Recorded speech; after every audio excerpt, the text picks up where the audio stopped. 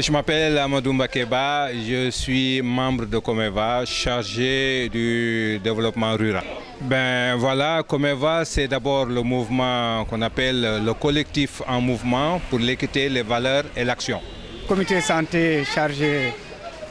du volet santé de Comeva organise de façon régulière des consultations gratuites. Le programme, c'est des consultations générales, des consultations ophtalmologiques,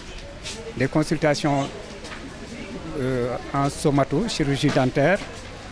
des consultations pédiatriques. Et puis, on a fait une sensibilisation sur l'hygiène bucco-dentaire et sur la maladie à virus Ebola. Et en même temps, on fait des dépistages aussi de diabète, hypertension artérielle et dépistage de palu par des tests de diagnostic rapide. Donc c'est une activité colossale et nous sommes en partenariat avec le comité de santé de Liberté 4 et les districts en fait, et les communes d'arrondissement des deux districts, donc les communes de Yoff et de Sicap. On est à peut-être 80 personnes déjà qui sont vues en ophtalmo. C'est assez significatif pour les spécialités. Bon, pour ce qui est des dépistages, on a des dépistages de cancer du col. Et ça aussi, ça s'est fait depuis ce matin. Des dépistages de VIH-Sida. Ça également, il y a une cabine qu'on a affectée à ce. Ben, comme toujours, les populations sont toujours enthousiastes à voir se déplacer vers elles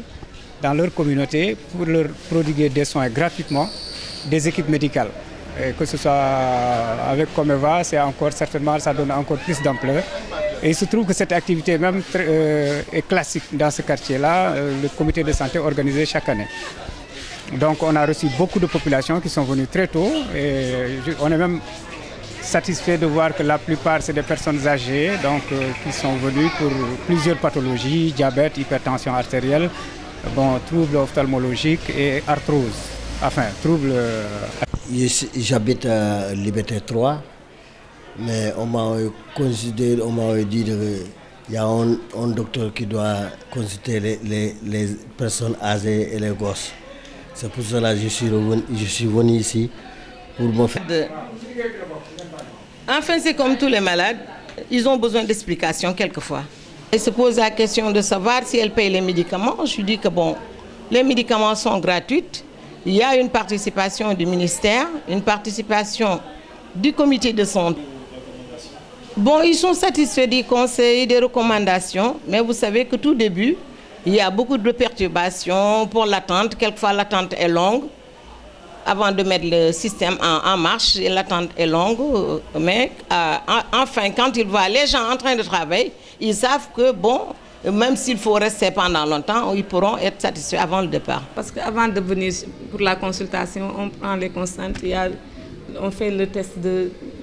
la glycémie. Quand c'est élevé, on leur dit d'aller voir un spécialiste parce que les consultations gratuites aussi, c'est pas fait pour les maladies comme les diabètes et tout. Ils doivent aller voir un spécialiste pour le suivi. Maintenant, quand c'est des affections simples, des grippes, des douleurs articulaires, on essaie de traiter, mais on les oriente, on les demande de revenir voir l'infirmier chef de poste pour la continuité des traitements.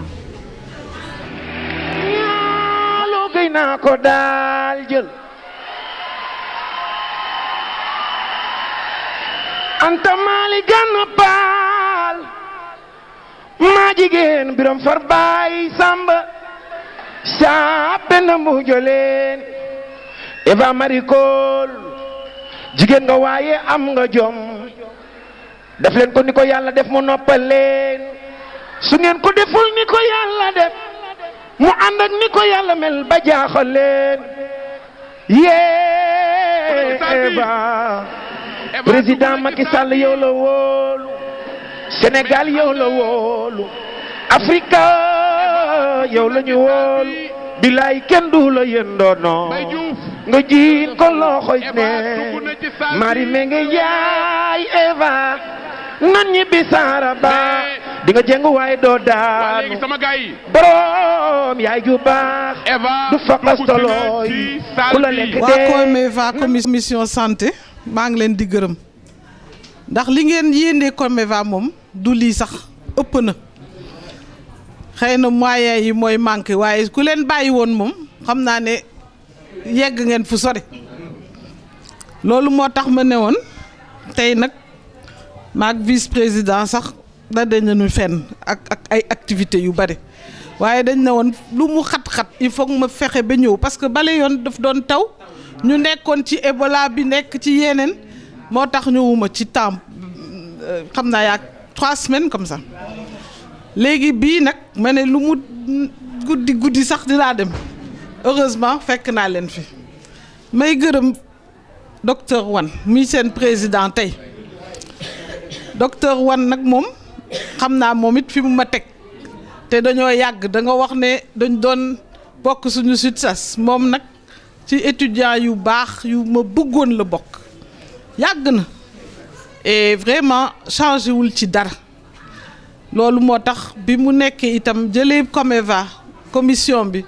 fekk mu nekkoon ci ay difficulté mu jël fexe ba ngeen yegg si fii tey defe naa ne moom wax ngeen ko delloo jukkal kon docteur Wane tous mes remerciements. C'est vraiment un plaisir pour moi de voir un élève qui garde ses valeurs parce que Comeva valeur la li ñu bëgg mooy ay nit ñu jub ay nit ñoo xam ne lu ñu wax loolu la ñuy def kenn du fi nekk di indi ay problèmes yoo xam ni du yoon ñun daal loolu lañ bëgg xel yi changé nit ñi bàyyi toujours affaire u xaalis ñu xam ni nit ci seen bopp ñoo war a jox seen bopp sax askan wi te loolu ngeen di def consultation gratuite ku ko def nga xam ne rek dimbale na askan wi may remercier nag madame sans faute lañ wax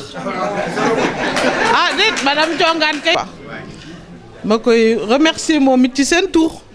ndax xam naa ne place bi rek ni ma ko gisee baax na et tout franchement nit mën na fi liggéey bu rafet léegi ngeen am en plus personnel bu qualifié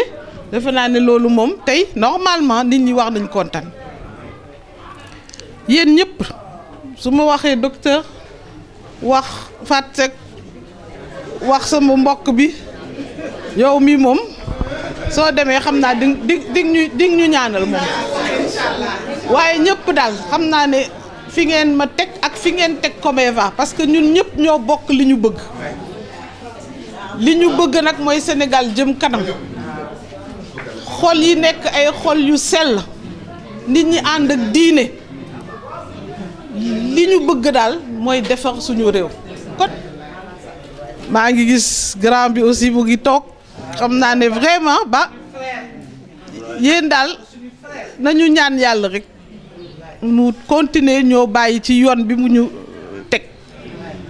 ndax am na ñu bari ñu bëggoon nekk ay nit ñu yiw yu baax ñuy toppatoo askan mi mënuñu ko kon suñu yàlla mayee loolu ñu wax ko gërëm daal di ko sargal xam ne daal def na lu rëy kon ñun ñaanaat yàlla rek mu dimbale ñu Comeva fi mu bëgg a dem mu yegg foofu